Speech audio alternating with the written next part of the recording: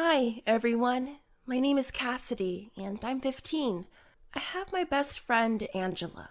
I had, because since recently, we are no longer friends. To be honest, it's her who screwed everything up, and I miss her badly, but I can't forgive her for actually ruining my family. You will soon see what I am talking about. First of all, it's not just that Angela and I have been friends since early childhood, but our families have actually also been really close. We would celebrate holidays together and barbecue on the weekends and so on. But a couple of years ago, Angela's parents decided to move to another city in search of new job opportunities and a better life. So we were forced to part with one another, and it was pretty sad. Even though we kept writing to each other and calling and everything, it was not the same as if she were close to me. But one evening she called me crying and said that they found out that her dad was cheating on her mom, and she figured it out and filed for divorce. I could only imagine how hard it was for her to cope with this news.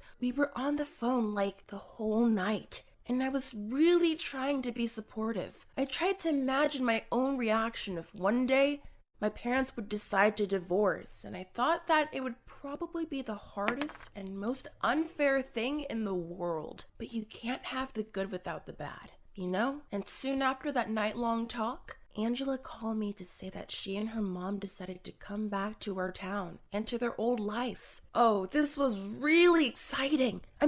Of course it was bad that our parents were no longer together, but I was extremely happy that I was going to get my bestie back. More than that, we were finally going to be able to study together in the same school. And that was really something we'd been dreaming about for a long time. I wish I knew back then that Angela was no longer the Angela that I had been friends with. It was the first day of high school for us, and Angela was dying to make friends with other girls, and badly wanted to know how to become part of the squad, to become popular and interesting for the boys. I'd always felt more comfortable being less popular and having much less attention directed toward me, but I decided to be supportive of Angela and accompany her to every single movie trip with the guys from school, and we went to every single party and so on. And you know what I noticed? She behaved pretty provocatively in public, laughed loudly and a little unnatural, and constantly tried to make everybody around her laugh. And it would be nothing if she hadn't tried to insult me in order to seem more interesting to others.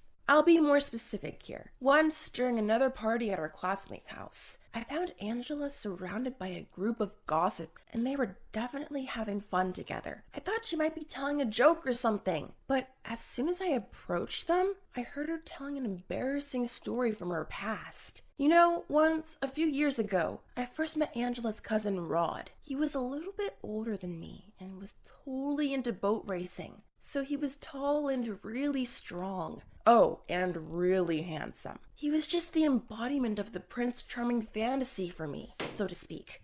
Of course, I fell in love with him, and you could be sure that Angela was aware of it. So once, during another family gathering thing, we set up a plan that I would volunteer to help Angela and her mom in the kitchen. And then, while bringing snacks to the guests, I'd stop next to Rod and have a nice talk with him. I was afraid to do it without any proper reason. I was too shy to just go up to him and start talking. And the plan would have worked out if it was not for that clumsy dog who smelled the mini hot dogs on my tray. So when I was passing by the pool right on my way to Rod, that stupid dog, a Labrador, stood on his hind legs, knocked me off balance, and pushed me right into the pool. Rod couldn't stop laughing. I'd swear that he even laughed so hard he was crying.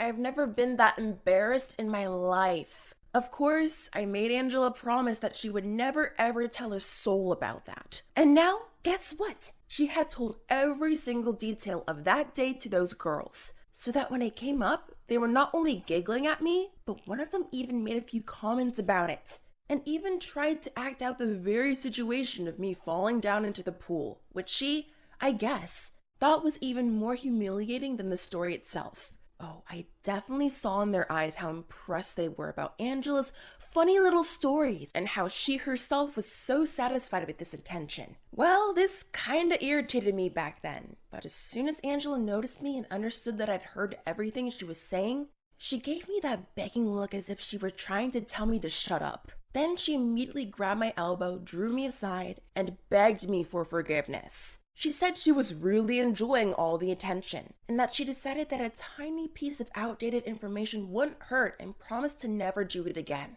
I agreed to play things cool, this time. Later on, after that talk, Angela no longer talked about me with other people, which really calmed me down. Everybody seemed to forget what she had already told them about my embarrassing childhood, and I no longer heard people mocking me. But now we were actually approaching the very point of this story. The situation I am going to tell you about right now literally ruined everything between us. One day, Angela dropped by my place, looking pale and totally lost. I got really worried, because I've never seen her that shaken before. She said that she had something to tell me, privately. I tried to make a joke and asked if she was pregnant, but to my deepest surprise, she said that she was not, but someone really was expecting a baby. We went to my room and Angela locked the door with a key to prevent my mom from entering the room, to ask whether we were up to eat something, like she usually did, and told me the most shocking news I've ever heard.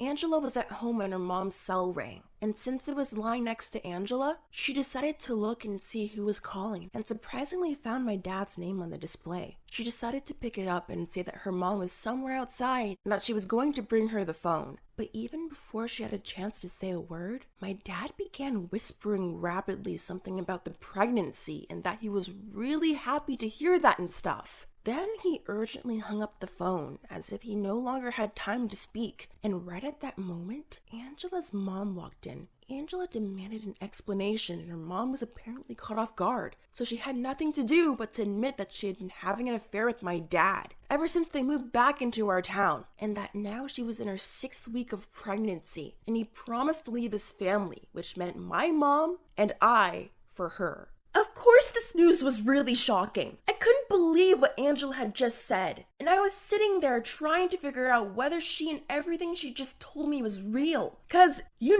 everything sounded like complete nonsense, and I suspected that she knew more than she was letting on. Then I asked Angela how long she had known that. Oh, even now it's hard to say that my dad was in a relationship with her mom, and the answer was for a couple of months. She said she decided to tell me everything since things had gotten really serious with the pregnancy. What? She easily revealed my secret about childhood to total strangers just like that, and was hiding this extremely important truth from me, her best friend, for weeks? Oh, this made me furious. You can be sure that I told her everything I was thinking about her and her mom.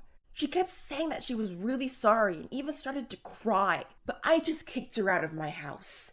I'm not going to tell you how hard it was to wrap my mind around the fact that my daddy was a cheater, and even more, that he was going to leave me and my mom for my used-to-be best friend and her family. Trust me, it was unbearable, and I tortured myself for 2 days trying to decide whether I should tell my mom about everything or not. I just couldn't believe that after Angela's mom experienced pretty much the same thing herself with her own family, how she could do this to another family, to my family. At some point, my mom began asking what had happened between Angela and I and stuff. Apart from that, honestly, I couldn't look into my dad's eyes. Anytime he kissed my mom on her cheek when leaving for work, or when he hugged her to thank her for dinner, I felt how much I hated him for his betrayal. So I decided that it was beyond my strength to keep this secret from my mom. And one evening, when Dad was assumingly at a late business meeting, I told her that we needed to talk. You're never gonna guess how she reacted. It turned out that she already knew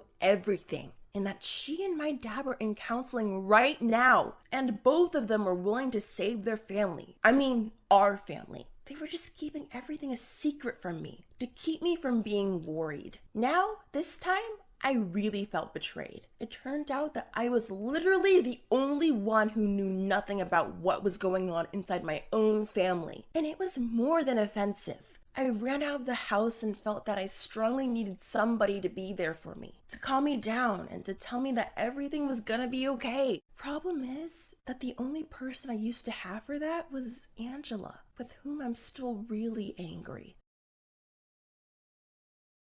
Now, tell me how you feel about all of this down in the comments. And don't forget to subscribe to this channel. Something tells me that this is not the end of this story.